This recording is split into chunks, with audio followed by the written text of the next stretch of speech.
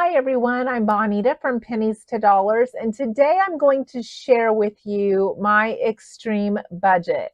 As many of you know, I have been practicing living on less, living on a budget that would be closer to my retirement budget to see if I could make it, to see if I could retire early. Now, many people may practice living on less because they have a big goal in mind, like maybe buying a house or planning for a wedding, planning for a child, planning for one person to stay home with that child. There's lots of reasons to live frugally, and they all have to do with what goals we set for ourselves and what we see in our future. Seeing ourselves in debt in the future can be a really good motivator to try to figure out how to live on less. Now, as I share this budget with you today, keep in mind, I live in a rural area in Kansas. I also do not pay for my water. I have a well. I also do not pay for trash pickup. We burn our trash and recycle. And those things you will not see in my budget. You also will not see a car payment because my car is paid. You also will not see a mortgage because I do not owe one. So my budget may look different than yours. And that is the charm of frugal living. Everybody's budget fits their lifestyle, fits what they see for themselves in the future, fits to meet their needs right now. And so my budget is going to be different than yours because we have a very large family. We have 8 kids, 13 grandkids, and significant others. For like Christmas and birthdays, that affects a lot of the things that we put into play into our budget. But we live on less in other areas, so those things that are important to us can be budgeted for. So with that, I'm going to share my budget with you today. So here we go. So I believe in handwriting my stuff. I feel like it sticks in my head better. So I'm going to go over this with you. And as you notice, I have everything in ink, and then I have the prices and my budget in pencil. And that's because a budget is a very fluid thing. And I plan on moving things and tweaking things as I need to. And I do that all year long. So I have our medicines at about $44 a month. I have eating and entertainment at $30 a month. And if I need to, I will eliminate that. That's why there's a check mark there.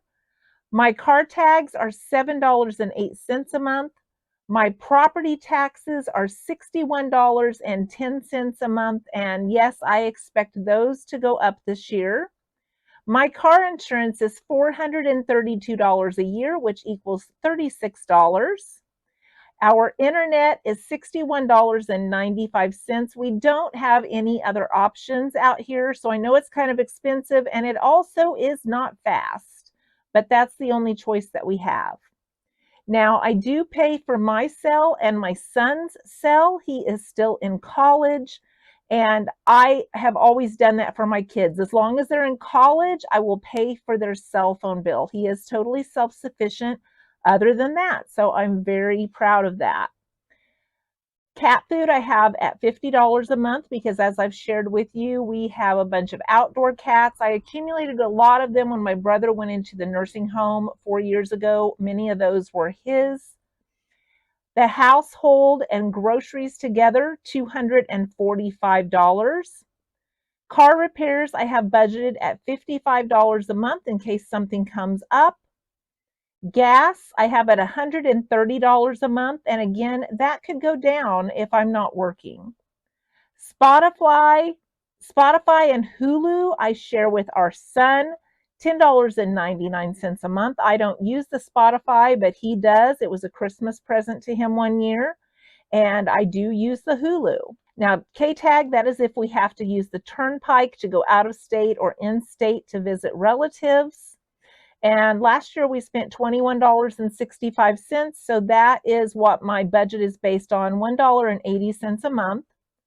Clothing I have at $11 a month, and I rarely spend that budget. This year I did have to replace a few things, and I will usually let that budget accumulate so that I can buy something if there's something that I really need. Haircuts I have at $3 a month, and that's because I only get my hair cut maybe once or twice a year. Christmas and birthday are two of my biggest expenditure areas. I budget $260.88 a month, which last year we spent $3,130.56 between Christmas and birthday. And as you probably know if you follow me, we have 8 children, 13 grandchildren, plus spouses and significant others. So we have a large family. Propane and electric, I budget at $170 a month. Now the extra that is not our electric bill goes into the propane fund, which we buy 1 or 2 times a year. But our electricity right now has been running about $122 a month, so the rest is propane for when we need it. Amazon Prime, I share that with a daughter and a son, and we use the Prime Video on TV along with our Roku box, and that is $11.58 a month. So for a total of $1,309.75, if you add that times 12 months, it's $15,717 for a year. And if I add in the vacation and the snacks at $300 for vacation per month and $30 for snacks, then that adds up to $1,639.75, and for a year, $19,677 even. Now, I know a lot of you are probably looking at that vacation amount and saying, oh my gosh, that's a lot of money. But as you can see, we cut back in a lot of areas because vacations are important to us. And with any frugal person, you are able to set up your budget however you like to route the money into the areas that are most important to you. Our biggest expenditures are vacations and Christmas and birthdays because we like to gift to our children and grandchildren. The rest of the year, we're pretty frugal, and those are the 2 areas that we choose to spend extra money on. But even with us doing that, we can still live under $20,000 a year. That is poverty level. But for us, it is everything that we need, everything that we want. We're not suffering. We're not going without. We have good, nourishing meals. We have a roof over our head. We have everything that we need, and we have 4.5 acres where we live. So we're able to enjoy the outdoors. We're able to enjoy the country life, which is what we both love. So I encourage you to make a budget. Look at what you can cut back on that isn't important to you. Figure out how to filter that money into areas that are important to you. And if you're close to retiring like we are, see what you can live on. See if you'll be able to manage that amount and see if you can tweak it in any areas to bring it down or to bring it to the level that you need it to be so that you can be comfortable and happy. So that's where we're at right now. Let me know where you're at with your budget. Are you practicing on living on less because you have a big goal in mind? Because maybe you have a vacation planned, or you have a purchase of a house planned, or something in the future that is motivating you to figure out how to live on less and still be comfortable with that. I hope you enjoyed this look-see into my budget, and I always appreciate and look forward to your comments. I would appreciate you subscribing and following me if this is of interest to you, and I hope to see you in the next video.